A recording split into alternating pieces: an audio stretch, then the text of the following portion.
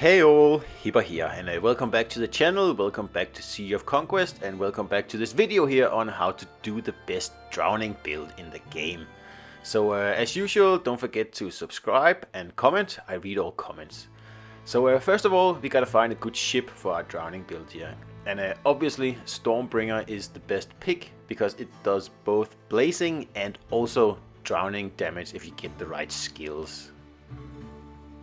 So if you are like me and you have a couple of Stormbringers, you should pick the best one for the damage type that you are about to spec into. So of course for this video here, that would be drowning damage.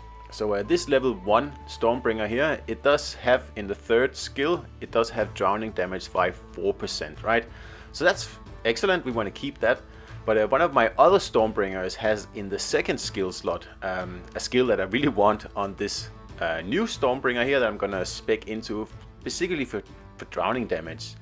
So you can see here in the second skill it has enhanced drowning that gives you 10% more drowning damage.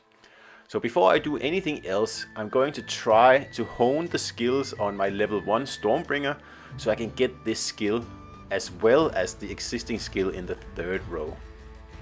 Now remember, you can only hone one skill and you cannot hone the fourth skill. So that means that we need to hone the second skill here. That's what makes the most sense, because the third skill is already good. Like I showed in the beginning, it already gives us increased drowning damage. So if we can, in the second skill, we can get the enhanced drowning, we can do 14% more drowning damage. And let's try to shoot for that, shall we? So to do that, we need to hone the skills here.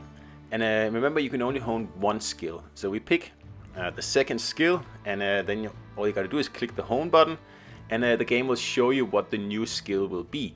So if you like it, you just say replace. If you don't like it, you say quit. In this case here, we do not like it, right? That's not what we were looking for. So we got enough resources to do yet another honing here. So we're gonna do it again and see if we get more luck the second time. And again, it's okay, this skill here. In hindsight, I probably should have picked it, but I really want the enhanced drowning skill. So we're gonna go for another honing here and use 3 resources. Every time you do it, the resource requirements go up, even if you don't actually pick the skill. So next time we're going to need 4, and I don't have 4. So I'm going to have to, trash one of my other Stormbringers here so I can get enough resources to do just one more honing here. Yeah, it's resource intensive, but I mean, that's the game, right? So we give it one more shot, and again, not what we wanted. So we're just gonna give up now and say, okay, well, this Stormbringer just probably isn't going to be perfect, but we're still gonna put a drowning build on it. At least we've got one good drowning skill on the ship, so it's not all wasted.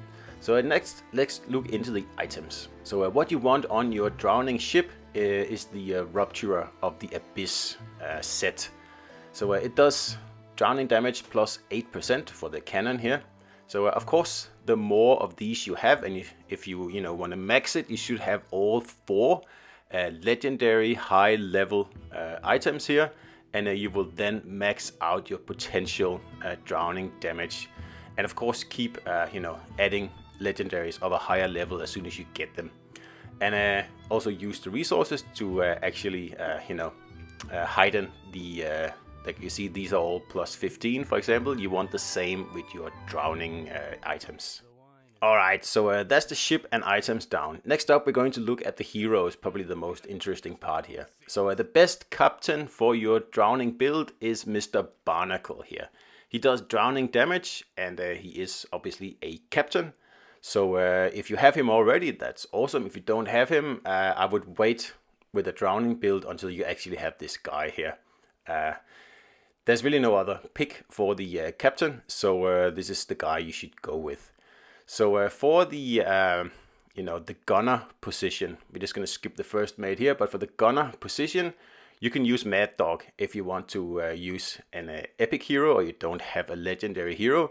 But this is of course the best drowning build, and the best drowning build requires in the gunner position Adeline. Now, once you get Adeline to high levels, she is a real menace, and she's extremely powerful, especially if you equip her with the right trinkets, but we'll get to that later in the video. So I have a look at her skills here. Of course, you want to unlock as many as possible, all the way up to 6, and it's going to take time. She's a legendary commander. So if you don't want to spend that much on your drowning build, you could, for example, go with Mad Dog, like I showed you before, in the gunner position, and you can then add Eileen in the first mate position. She's also a epic commander, so it's a little bit easier to upgrade her and get her up to really high levels without having to wait a long time or spend a lot of money on it. So a build with Barnacle, Eileen, and Mad Dog is perfectly fine. But if you want to max it completely, you will need Adeline, and not just Adeline. You will also need the trinket that goes along with Adeline. So if you're missing some of the heroes, you can go into the calendar and you can see when they're available. So you can see right now I have a lot of chances to get Adeline pretty much almost every week. But Barnacle is not around, so there's no guarantee of getting him at any point here. You'd have to play the total roulette to see how you go. But Adeline, she's fairly easy to get if you really want her. So all you gotta do is just save up conks for one of the the special pools here, where Adeline is the only legendary hero on offer. So as long as you spend enough conks, you are sure to get her. And Eileen also has a higher percentage, so you are even almost sure of getting her as well.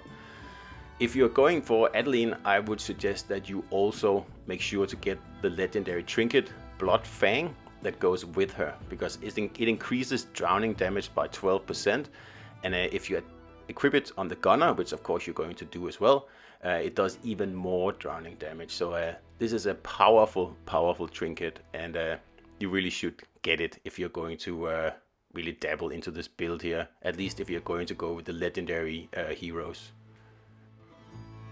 Now, quite unusually, there's actually a few options for drowning damage in the trinket area here. Now, of course, there's a Drifting Wanderer, Undying Oath, and Withered Heart. They do other kinds of damage. But for drowning damage, there's actually another legendary that's an option, which is Chain of Bombs. It will give you more drowning damage, and it doesn't matter who actually uses it. It doesn't have to be the gunner, but it's less damage than the sword trinket. If you go down to the epic trinket, you can use the crossbow. It increases drowning damage as well, and that's about it. All the rare trinkets here, they just increase attack, and it does work. So if you have no other option, then go with one of the blue ones. But obviously the best thing to get is Blood Fang, and after that you get the Chain of Bombs, and you can equip that on the other 2 heroes that aren't gunners. Alright, let's just summarize the best drowning build here. So for the ship, you want the Stormbringer, with the good skills and preferably a legendary or epic version. The items, you want Rupture of the Abyss, preferably legendary ones as well, and at a high level. So heroes, you want Barnacle, Eileen, and Adeline. And for the trinkets, to go with these guys here, Adeline, you will need the Blood Fang, or you won't need it, but that'll, you will need it for the best possible build, and a Chain of Bombs for the other 2. And this is pretty much it. So I hope that made sense. Any questions, pop it in the comments, and don't forget to subscribe, and I will see you out there.